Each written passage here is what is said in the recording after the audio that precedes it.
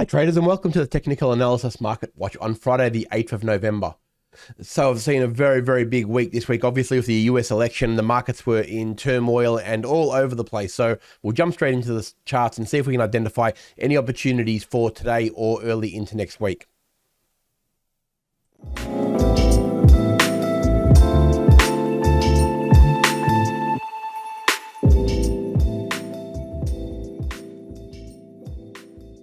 All right, we'll start out here with the Aussie USD, and we can see, look, the last 2 days really tell us the story of what has happened. We can see that we've had a big, massive sell-off all the way down to almost 65 cents flat, and then another big resurgence, basically 180 pips on the way up, straight into the resistance zone that we know is already there at around the sort of 66.80. Very big day, very big reversal. A lot of that's got to do with the dollar index. But again, as big as that candle looks, I always go back to the smaller time frames, like I keep harping on about every single Friday.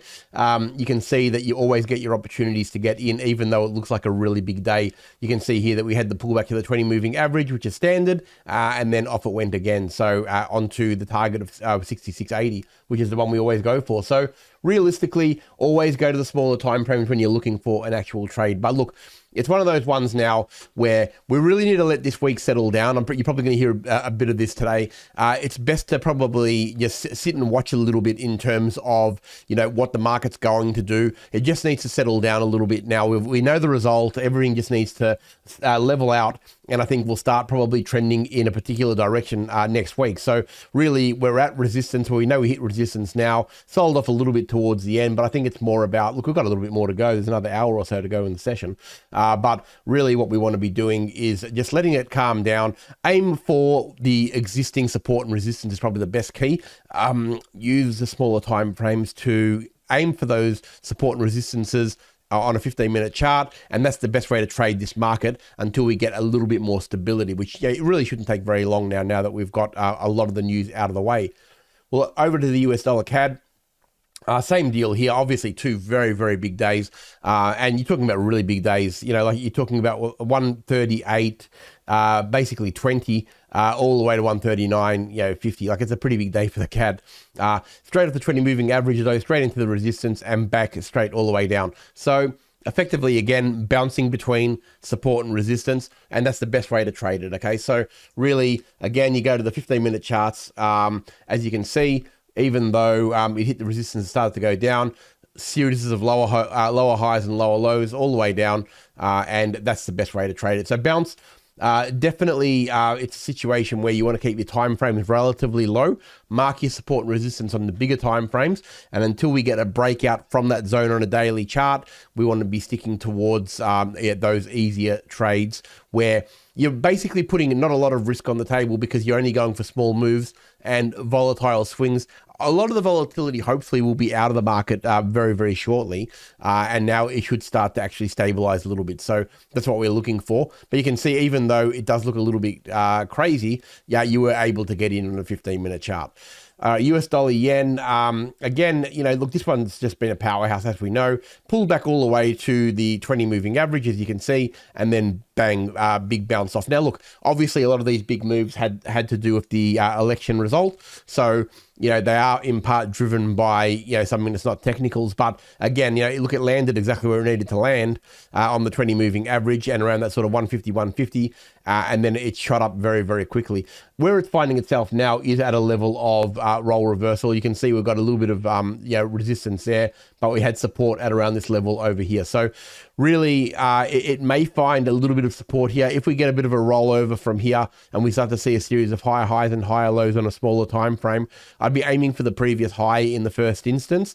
And then if we get a daily close above there, then we're looking for the next big move up, which is around that 157. It's actually a pretty big move from this point onwards. Like you can see, if we do get past that 154.80 area through here, the next move is about 200 pips. That's where the next real resistance is. So it's not a bad trade, and it certainly is tracking in that direction. So look for a bit of a rollover here. It may continue to sell off, and if it does, the 20 moving average and around that 150 would be the area I'd be looking for, because you can see we've got a lot of resistance. It's a very important zone for it right through there. So yeah, anywhere around this 150, 150 could be the target.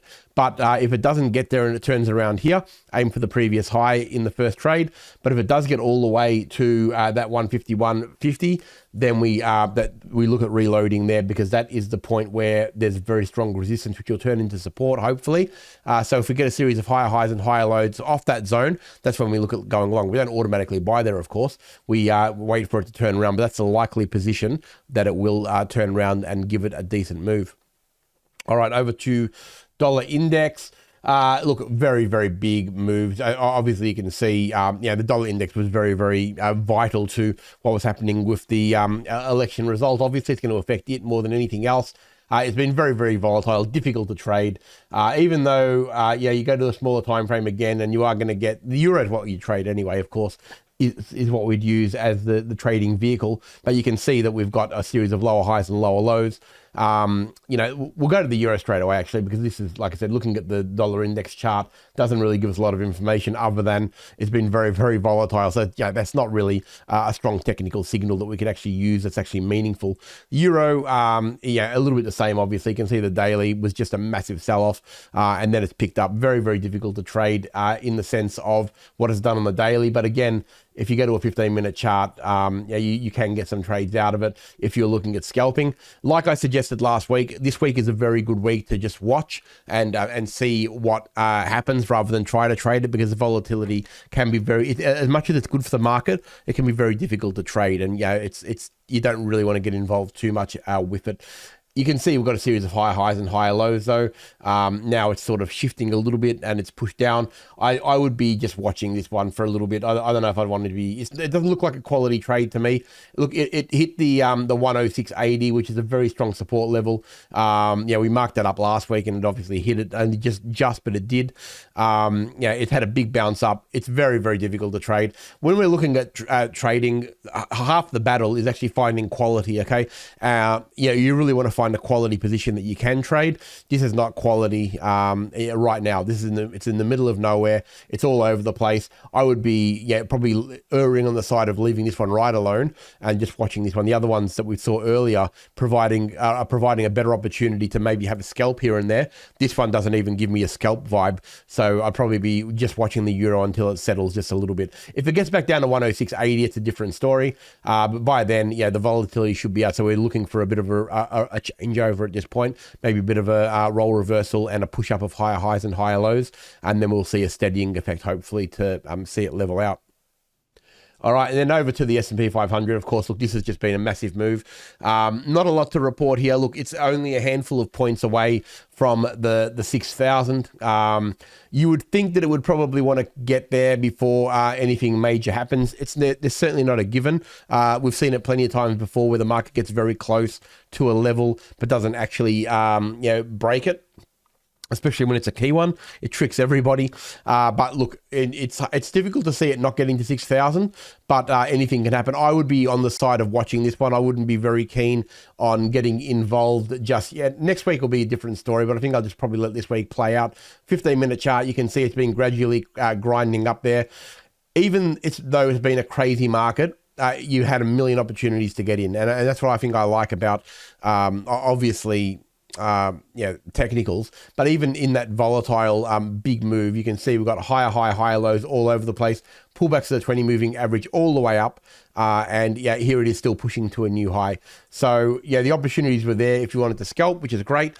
Where it is right now, look, if you get a 20 moving average pullback again, and you get a little bit of a small turnaround, maybe look for a scalp. I'd be aiming maybe for the 6,000 as a maximum for now, and let it see what happens next week. I think next week will give us a lot more clarity as to where this market is going. So we just have to be a little bit patient.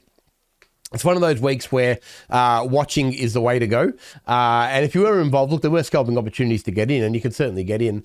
But I think now, next week we'll see a bit more stability. The volatility will shake out, and we'll start to see a more evening effect. But I'd like to see it get to 6,000. I think we need that one out of the way.